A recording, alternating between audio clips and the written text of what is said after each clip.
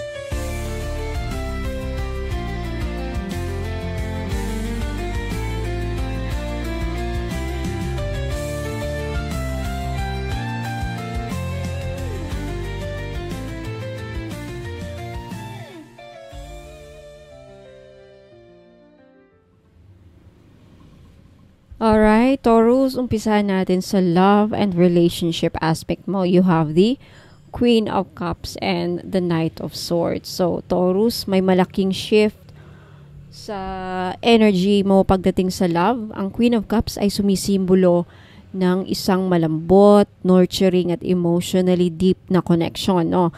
Habang ang Knight of Swords ay parang isang biglaan o mabilis na paglapit ng isang tao. So, kung single ka, Taurus, may darating na tao na sobrang direct at porsigido. Parang whirlwind romance, kumbaga. Pero ang paalala ng barahang ito, huwag agad sumuko sa damdamin. Alamin muna kung tunay ba ang intention niya. Maaring ikaw ay maging vulnerable dahil handa kang magmahal muli. Pero huwag kalimutan ang sariling halaga. Okay? Kung i-relationship ka naman na Taurus, panahon ito ng emotional openness at communication, pero may posibilidad din ng misunderstandings dahil sa bilis ng mga pagsasalita ng isa sa inyo. Huwag padalos-dalos sa mga salitang bibitawan, mas malalim ang koneksyon kung matututong makinig ng mas may empathy.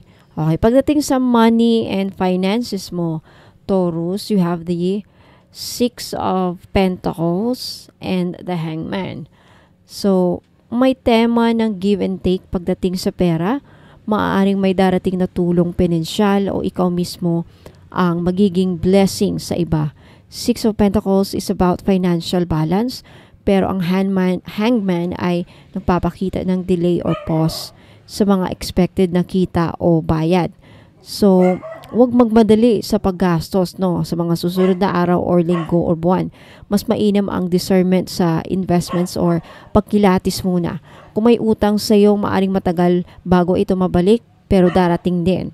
Pwede ka rin maging instrumento ng tulong sa iba, Taurus, pero magbigay ka lang ng kaya. And kung may spiritual practices ka, Taurus, ito ang panahon na i-offer mo ang money manifestation ritual para mapalakas ang cash flow at pasukin ang swerte at energy mo. By the way, sa mga gusto pong magpa-ritual ng money manifestation ritual, libre po ito nyo makukuha, ma-avail sa akin. Libre po nyo ito ipagawa sa akin ng ritual basta bumili kayo ng item. Mamay pag-usapan natin to pagkatapos ng reading. Okay, punta tayo sa inyong career, Taurus. You have the Knight of Pentacles and the Six of Wands. Kapalaran sa trabaho at career, wow, success through patience and consistency, Taurus. Ang Knight of Pentacles ay nagpapakita ng masipag at mahinahong paggawa, habang ang Six of Wands naman ay nagsasabing makakamit mo ang tagumpay at pagkilala na matagal mo nang hinihintay. So, expect promotions, awards, o simpleng recognition ng efforts mo mula sa mga tao sa paligid. Ito rin ay panahon na dapat mong ipagmalaki ang sarili mong progress kahit hindi pa perfect ang lahat. So keep doing the work, makikita ng universe ang efforts mo. Hindi man agad-agad pero may panalo ka this quarter, no? Ayan, this last quarter siguro. Punta tayo sa mga may business o sa may mga negosyo dyan. Page of Wands and the Knight of Swords. Okay, ang Page of Wands, Taurus, ay sumisimbolo ng bagong idea o inspirasyon, habang ang Knight of Swords ay nagpapahiwatig ng bilis ng kilos at execution.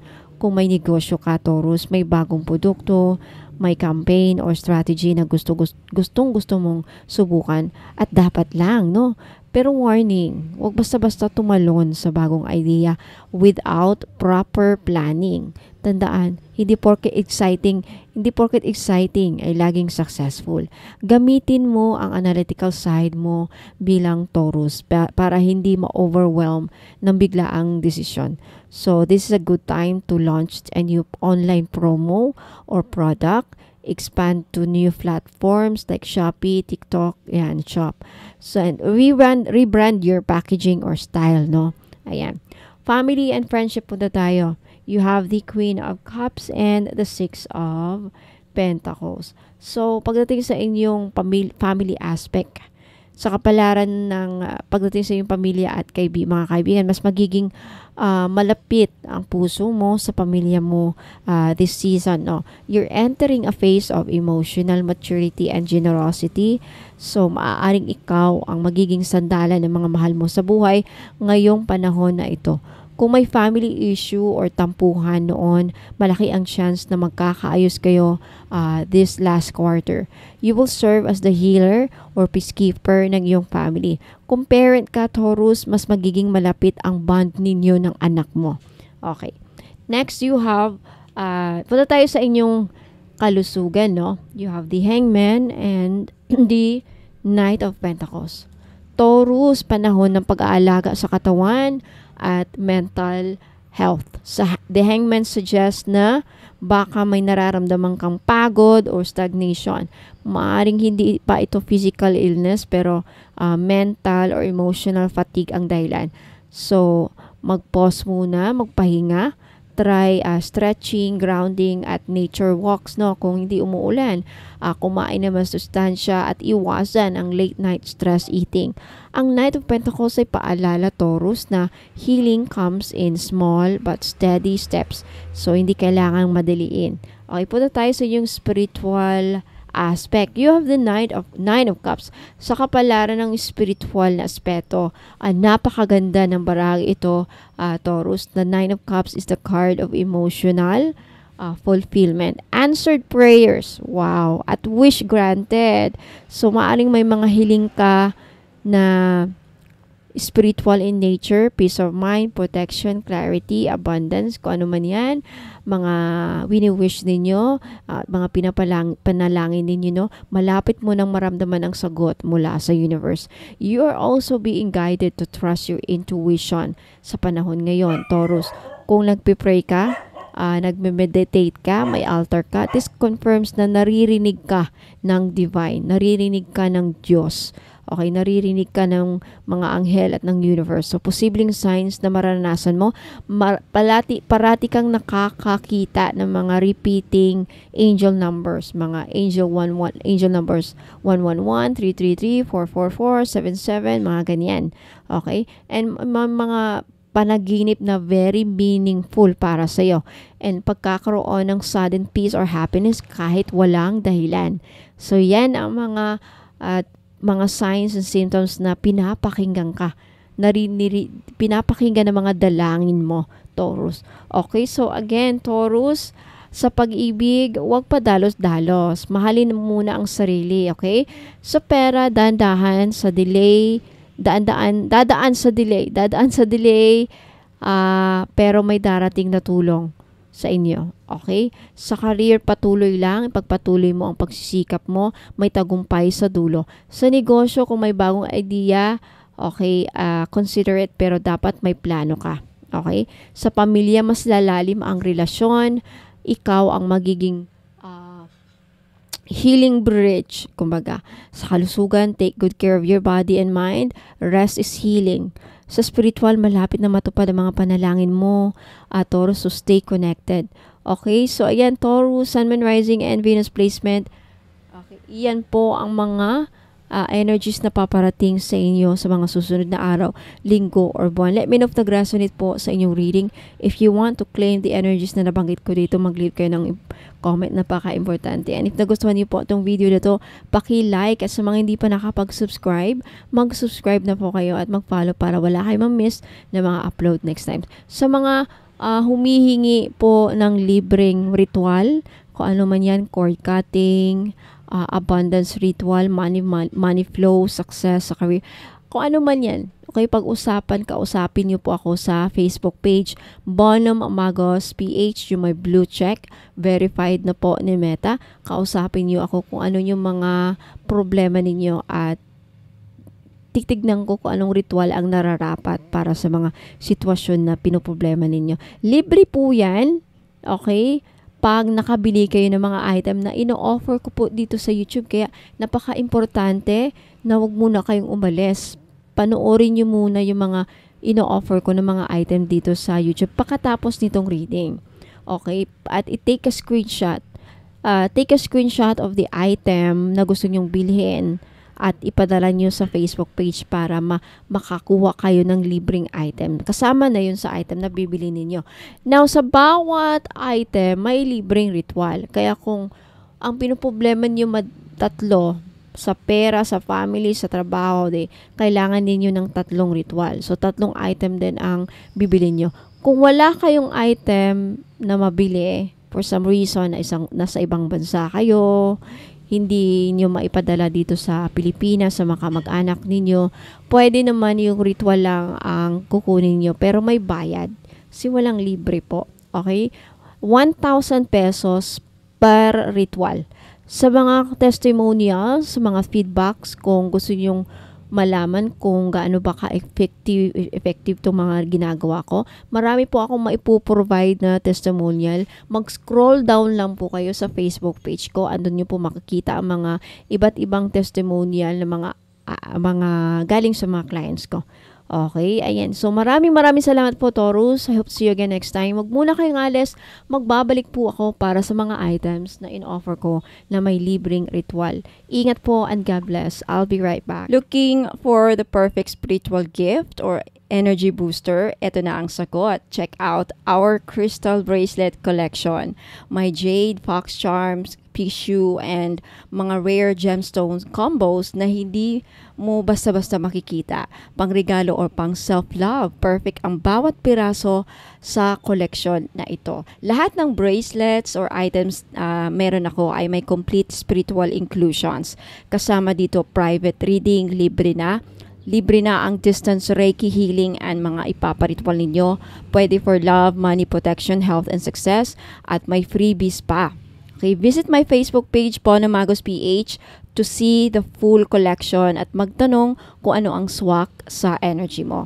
So, mga ka-soul tribe, if naghahanap kayo ng perfect na pangregalo sa loved ones ninyo o kaya naman pang self-love na spiritual gift, check this out. Ito ang ilan sa mga paborito kong bracelets from my personal collection.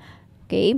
Lahat may spiritual energy work na kasama, kaya kung gusto mong mag-shop ng may meaning at may visa, punta ka lang sa Facebook page ko, Bonum Magos PH, and send me a message. Limited stocks lang ito, mga soul fam, kaya wag palampasin ang chance na ma-bless. Kaya kung gusto nyong makita ang full collection, mag-message lang po kayo sa akin sa Facebook page, Bonum Magos PH, na may blue check, verified ni Meta, at ipapakita ko sa inyo ang lahat na available na crystal bracelet at iba-iba po ang prices bawat isa. Black Obsidian with Mantra Agate bracelet. Magkano ito? 1,450. Includes free complete ritual package, no, 38 steps of blessing ritual, distance Reiki healing, personalized prayer or ritual requests at 2 freebies. So benefits ng Black Obsidian with Mantra Agate bead. Black Obsidian, the ultimate protector. Powerful psychic protection stone na nag-a-absorb at nagsisigaw ng negative energies from people or environments. Best ito para sa mga empaths, healers at mga taong madaling kapitan ng inggit o psychic attacks o mga kulam-kulam, mga palipad hangin. helps cut energetic cords from past trauma or toxic people. So, mga spiritual uses nito, ideal for grounding during meditation, acts like a mirror. Pinapakita ang truth and hidden energies around you. Sinasabing mainam ito suotin kapag may kinakaharap kang pagsubok or spiritual warfare. Ay, mantra agate bead, energy amplifier at sacred channel. Ang pulang agate bead na may golden mantra script ay hindi lang dekorasyon. Spiritual amplifier ito ng intentions mo, blessings at mantra. So, may nakaukit na mga Tibetan mantra of compassion. Om Mani Padme Hum attracts divine mercy, protection, and healing. Pinaniniwala ang nagbibigay daan para makakuha ng spiritual favor at good karma. Energy ng mantra ay nakaseal sa bead at sumasabay sa vibrations mo habang suot mo ito. So, ideal ito sa mga may trabaho o negosyo na exposed sa competition, chismis at inggit. May mga nakaranas ng emotional instability, burnout or spiritual fatigue, mga gusto ng protection, divine support habang nagme-meditate, nagwo-work or naglalakbay. Para sa mga gusto ng mas malalim na spiritual connection habang pinoprotektahan ang sarili. Again, magkano? 1,450. Take a screenshot. Ipaki-screenshot po at ipadala nyo sa akin sa Facebook page, Bono Magos PH, yung may blue check, verified ni Meta, if gusto nyo pong mag-order. Thank you so much. 1,900 pesos only with free complete inclusions, 38 steps of blessing ritual, may distance Reiki healing, personal prayer or ritual request libre at 2 freebies. So, bakit kilala ang Sugilite bilang stone of cancer healing? Ang Sugilite ay isang bihirang at highly spiritual na healing stone, lalo na kilala sa metaphysical world bilang bato ng spiritual na protection at paggaling. Energetic shield para sa may mga malalang karamdaman, lalo na cancer. So, pangunahing benepisyo ng Sugilite, cancer support and deep healing. Tinatawag itong healing stone for cancer dahil sinasabing tinutulungan nito ang katawan na i-relieve ang sakit, pagod at side effects ng chemotherapy. Energetically, pinapalakas nito ang cell regeneration at immune system. May kakayahan daw itong magpadala ng violet ray healing energy para mapalakas ang loob ng may sakit. Mental clarity and focus for recovery. Kapag may sakit, mahirap mag-focus, no? Ang Sugilite ay nagdadala ng calmness at concentration para sa mga may anxiety, depression o pagkalito dulot ng matinding karamdaman. Emotional strength and divine comfort. Inaangat nito ang energy ng may sakit para hindi bumigay ang loob. Ramdam ang spiritual guidance mula sa divine kapag suot ito, parang yakap mula kay God sa panahon ng kahinaan. Energetic protection from negativity. Hindi lang katawan ang ina-attack ng sakit, minsan pati spiritual at emotional energy mo. Ang Sugilite ay isang protection laban sa psychic attack, hopelessness at draining people. And also, it activates their third eye and crown chakra. Ideal para sa may sakit na gustong i-maintain ang spiritual connection habang nagre-recover. So, para kanino ito? Para sa may cancer or other chronic illnesses, para sa mga nangangailangan ng emotional support habang nagpapagaling, para sa mga nag-aalaga ng may sakit at gustong mapanatiling energetically protected, para sa mga gusto ng spiritual reinforcement habang nasa treatment. Price is 1,900 pesos. May kasamang free inclusions at ritual work, no? So, message me, take a screenshot of this item at i-message nyo, ipadala nyo sa Facebook page ko, Bono Magos PH, yung may blue check verified po ni Meta.